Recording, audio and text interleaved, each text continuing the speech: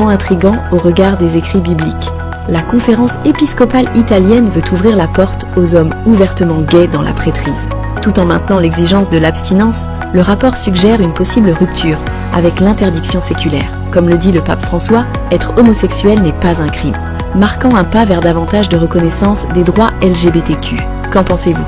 Une actualité du 9 premier mois 2025, l'Église catholique autorise la prêtrise aux homosexuels.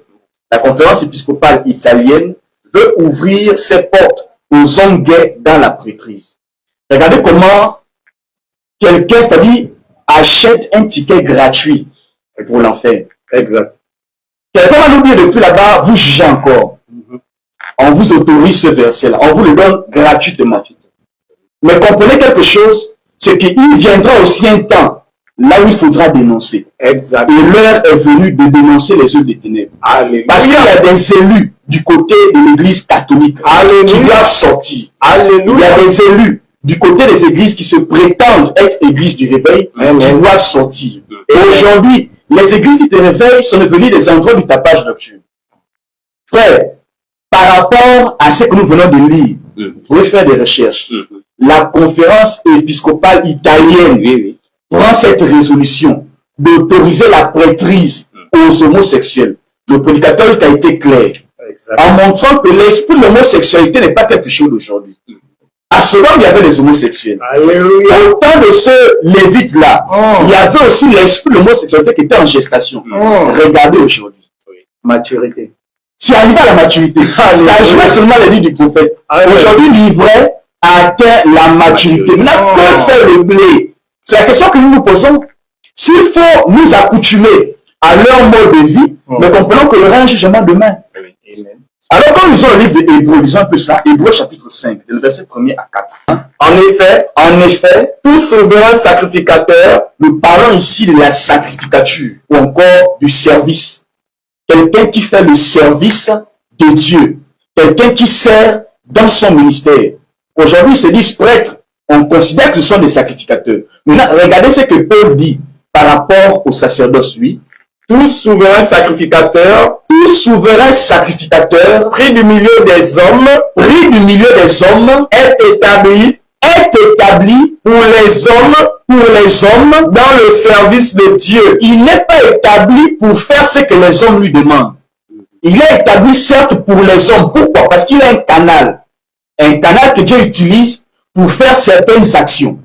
Mais cependant, il ne fait pas ce que les hommes lui demandent, mais ce que Dieu veut.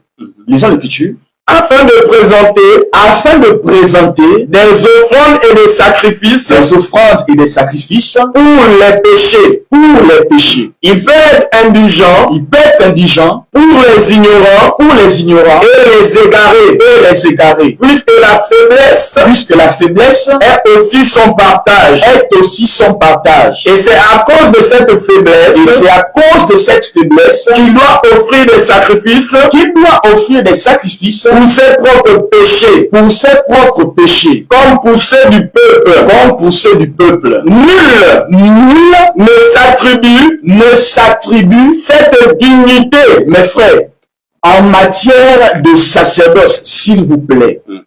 Ce n'est pas une question de celui qui veut, de celui qui a la motivation ou la volonté.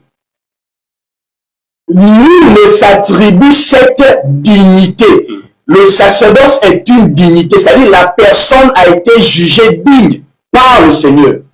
De la même manière, au baccalauréat, ceux qui sont, n'est-ce pas, admis, reçoivent un document qui atteste qu'ils ont été jugés dignes. Par rapport à quoi? Par rapport aux différentes épreuves qu'ils ont eu à passer. Exact. Mais chez Dieu, il n'y a pas besoin d'épreuves, c'est une affaire de sélection d'abord. Il dit, j'ai aimé Jacob, j'ai haï Ésaü. C'est une affaire de choix. Nul ne s'attribue cette dignité s'il n'est appelé de Dieu, comme le fut Aaron.